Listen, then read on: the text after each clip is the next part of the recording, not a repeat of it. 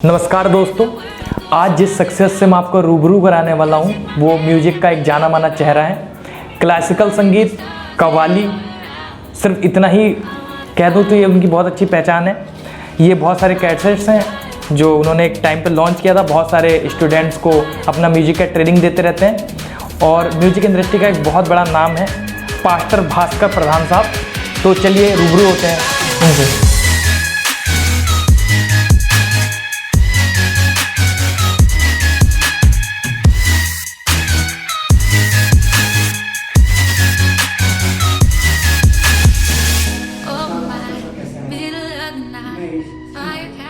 सबसे पहले तो सर आपका नाम बहुत बड़ा है जो प्रोनाउंस नहीं हो रहा है मेरे से, तो आप खुद बताइए कि आपका नाम जो बड़ा है वो क्या है और उसका मीनिंग क्या है।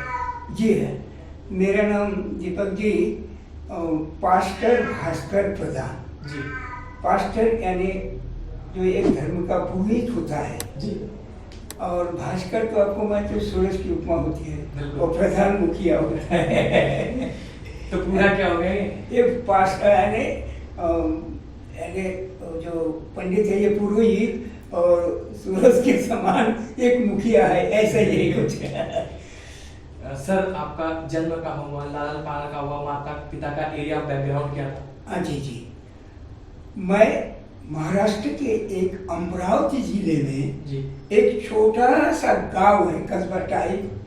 उस गांव का नाम है वेनी गणेशपुर जी। जिस वो नांदगांव खंडेश्वर के ब्लॉक में आता है। कैसे नांदगांव खंडेश्वर जी। जिला अमरावती।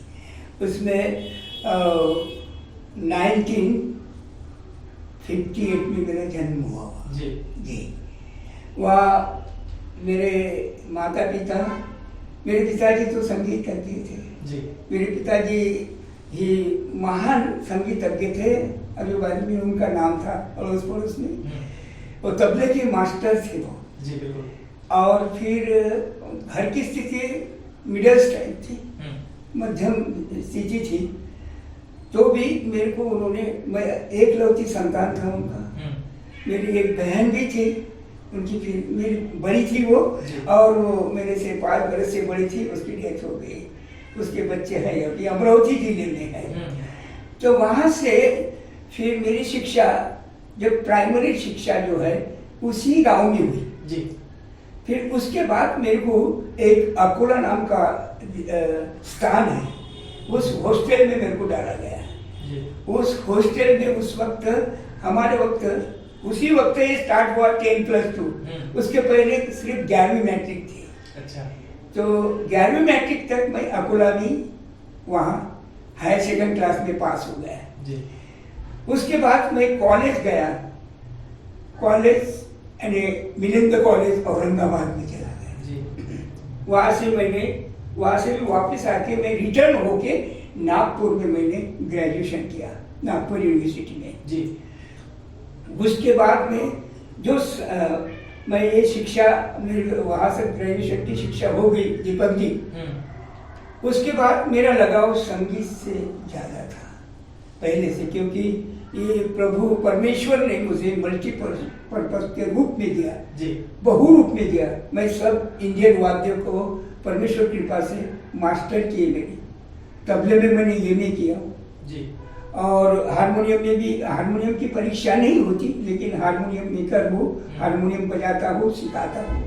सब मेरे यह उद्देश्य है कि अपना दीपक जी कि मैं ये जो मैं अर्निंग पॉइंट नहीं, लेकिन मेरे में जो टैलेंट है, मैंने जो उपयोग, मैंने बहुत सारे प्रोग्राम किए। वो पणजी जैसे गोवा में प्रोग्राम किया इंटरनेशनल साहब, जहाँ मेरी वाहवाही नहीं, मेरी झोली भर के आई। और बहुत सारे प्रोग्राम किए। और फिर क्लासिकल कोई नहीं सुनता था दीपक जी, तो मैं फिर कव्वाली क्षेत्र में चला गया, तो भारत का कव्वाल बन गया। ये दुर्भाग्य भारत का कि क्लासिकल कोई सुनना नहीं चाहता, तो मैं कव्वाल बन गया। कव्वाली के रूप में बहुत सारे प्रोग्राम किए, ये सत्यता है। तो सर क्योंकि आप कव्वाली गाते हैं जी, तो कव्वाली से ही चालू हो जाए तो आगे का सिलसिला अच्छा लगेगा। जी जी, एक कव्वाली और गजल के रूप में गाऊंगा। गजल मिक्स कव्वाली है, तो ये कव्वाली बड़ी आक्रोशमय कव्वाली है। जी जी।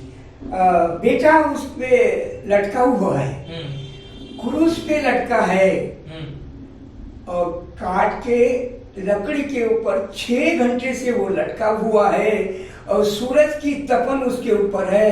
रात करने से उसका बहरी लोगों ने पकड़ा गया है और भूखा पैसा उसको 39 कोड़े मारे हैं और ना कुछ है और 14 जगह पर वो गिरता रहा है तो भी क्रूज को ढोते ढोते वो यानी खोपड़ी की जगह आया जी और वहां उसको क्रूज पे चढ़ा जाएगा।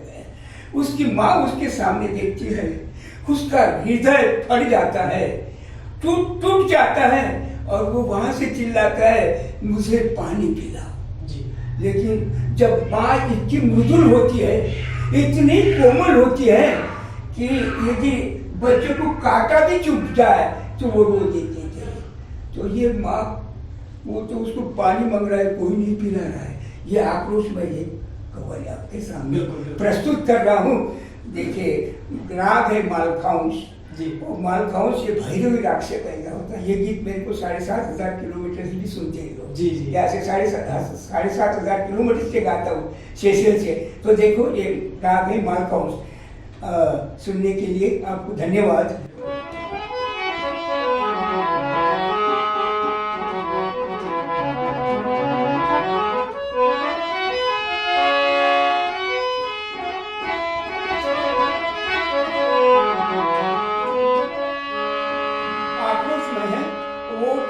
तड़पते व्याकुल होके वो कहती है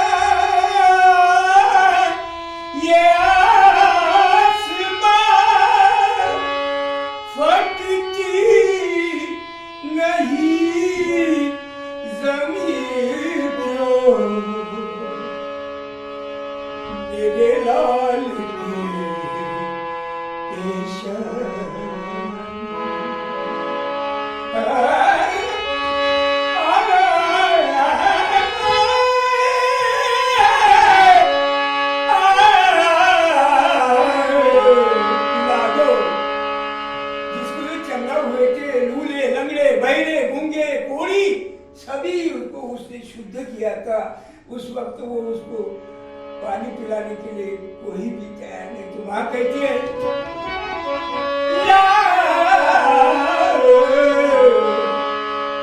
मेरे लाल को पिलाओ, मेरे लाल को पिलाओ दो बूंद जाके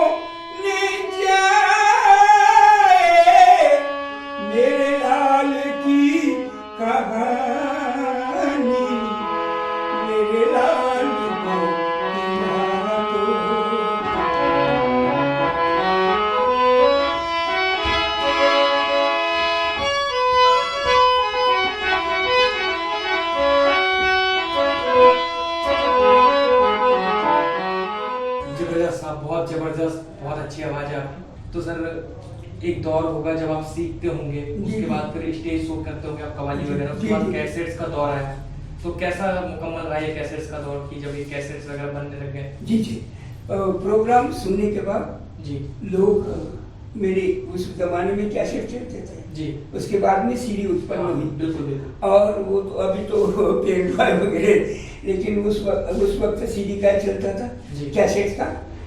तो किसी ने उस वक्त पैसा तो कमाता था, लेकिन उस टाइम मेरी कोई कंडीशन उतनी नहीं थी, लेकिन किसी ने किसी संस्था के माध्यम से कुछ पैसा करके स्टूडियो बुक कराया और पहली कैसेट जो निकली मेरे दूल्हा राजा। जी। दूल्हा राजा वो क्या कैसेट है मेरे पास, अभी मैं ढूंढता हूँ तो आपको मैं दे दूंगा। दूल्हा राजा बहुत चली वो। फिर उसके बाद सीडी का अपना कैसेट का सिलसिला बंद हो गया जी। और फिर प्रोग्राम करते रहा। जबरदस्त नागपुर मार्केट था मेरा, नागपुर में, वहाँ से मेरे को साजिंदे मिलते थे और कई वो जो हमारे दलाल थे वो मेरा प्रोग्राम ये मेरा तकल्लुस था बैजू बावरा, भास्कर प्रधान, पास्टर भास्कर प्रधान और मेरा तकल्लुस था बैजू बावरा। तो मेरा उनके साथ, और फिर उस वक्त संदीप जी सवारी के कार्यक्रम होते थे, जवाबी, तो वो कोई लेडीज के साथ एक पुरुष, वैसे चलते थे। इस दौर में भी 11:30 बजे शुरू तो रात भर चलता था, सुबह सलाम गाते थे, ऐसे ही प्रोग्राम होते रहे दुनिया के। फिर उसके बाद में मैंने देखा हूँ कि अभी एक कव्वाली का क्षेत्र तो ठीक चला, अभी बंद ही होगा थोड़ा थोड़ा ज़्यादा, है ना। तो उसके बाद में मैंने पास्टर बन गया, पास्टर यानी पुरोहित बन गया। उसके लिए मैंने ट्रेनिंग ली, उसमें मैं यूपीएस यवतमाल से, यूनियन बिब्लिकल सेमिनरी से, वहाँ से ट्रेनिंग ली। फिर बीटीएस किया, उसके बाद मैं पास्टर बन गया, पास्टर की मिल गई। फिर उस बिशप ने मेरे को एक ब्लाइंड स्कूल में भेज दिया कि तुम संगीत में अच्छे हो तो ब्लाइंड लोग भी संगीत की परीक्षा देंगे, अच्छे अंक कमाएंगे। इसलिए मैं मध्य प्रदेश के एक पाढ़र नाम की जगह है, जिस पाढ़र में मेरे बच्चे ने भी वहाँ ट्रेनिंग ली है ब्लाइंड की, और उसमें मैं मद्रास गया 1991 में। मद्रास इस एटोनॉमस की वहाँ से डिग्री पाया हूँ मैंने, और फिर बच्चों को ब्रेल वगैरह सिखाऊँ मैंने।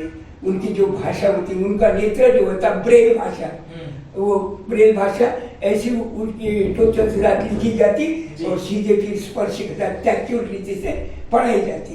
तो मैंने संगीत के माध्यम से उनको ब्रेल के सब और फिर परमेश्वर का ज्ञान भी उसे देता रहा और संगीत भी सिखाता रहा। जब तक शादी वादी हो गई थी आपकी? उस वक्त तो शादी तो हो गई। तो पहले टाइम था उसमें घर वाले आपसे पूछते इस लाइन से? हाँ, और फिर जब शादी हुई तो घर भी बच्चे सब खुश? हाँ, खुश थे सब, कोई आपत्ति नहीं थी, क्योंकि मेरे पिताजी ही संगीतकार थे जी, तो कोई आपत्ति नहीं थी।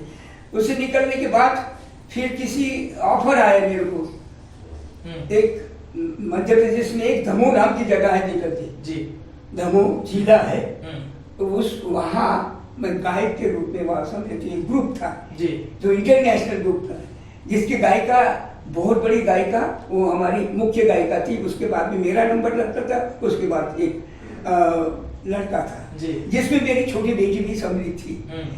तो ये ग्रुप केरल तक गया दीपक जी, पूरे हिंदुस्तान में घूमते थे, जहाँ जहाँ वो स्पीच करने जाते हमारा प्रोग्राम होता हुआ।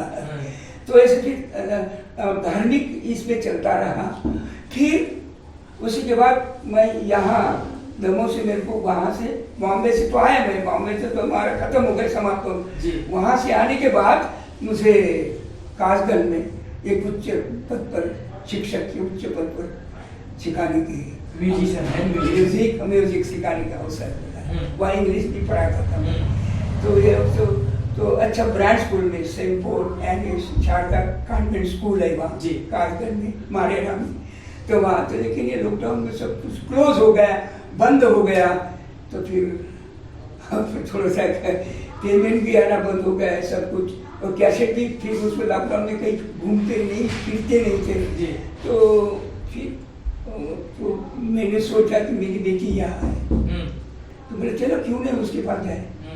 सब सामान के साथ यहाँ आए दीपक के। अभी जस्ट हमारे 5-6 महीने हो गए।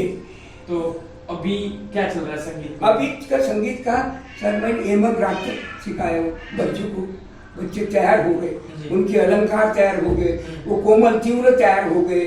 और अभी यमन राग के ऊपर उसके जो यमन के गीत होते हैं, सरगम गीत होते हैं, लक्षण गीत होते हैं, छोटा ख्याल होता है और फिर बड़ा ख्याल होता है, और ये सब मैं उसको सिखा टफ है।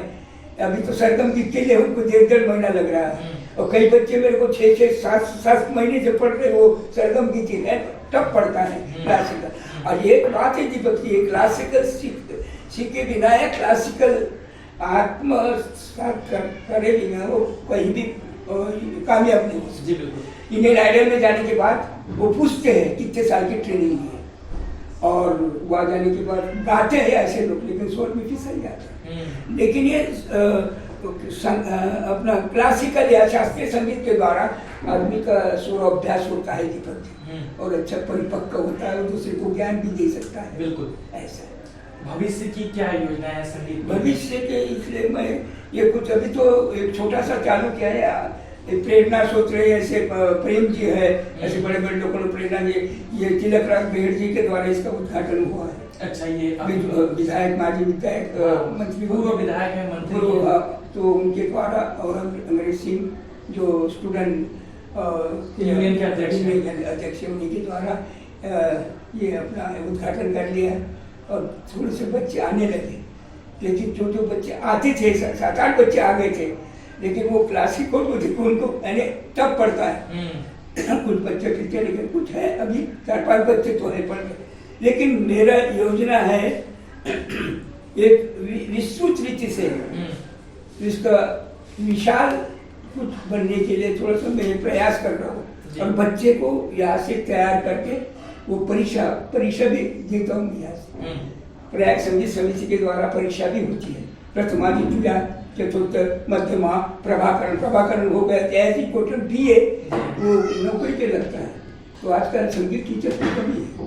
आगे जो आने वाली युवा पीढ़ी है जो संगीत के क्षेत्र में आना चाहती है, हाँ, तो उनके लिए क्या आपका राय मशवरा है? मैं उनके लिए तो तैयार करूँगा, उनके लिए जो मेरे पास है वो उनको सक्षम करूँगा और उसको वहाँ तक पहुँचाऊँगा। ये 2 लड़के ऐसे तैयार किए हो मैंने अभी कि वो इंडियन आइडल में जा सकते हैं। जी सर, बहुत अच्छा लगा आपसे बात करके। बहुत बहुत धन्यवाद, और आपके लिए भी बहुत धन्यवाद है। चैनल है मेरा फिल्मी चाणक्य के, जी, दर्शकों को क्या कहेंगे? दर्शकों को यही नहीं कहना चाहता हूँ दीपक जी मैं, कि अपने बालकों को, जी जैसे मैं पढ़ा रहा हूँ, अपने बालकों को आगे लाओ, और ये शास्त्रीय संगीत के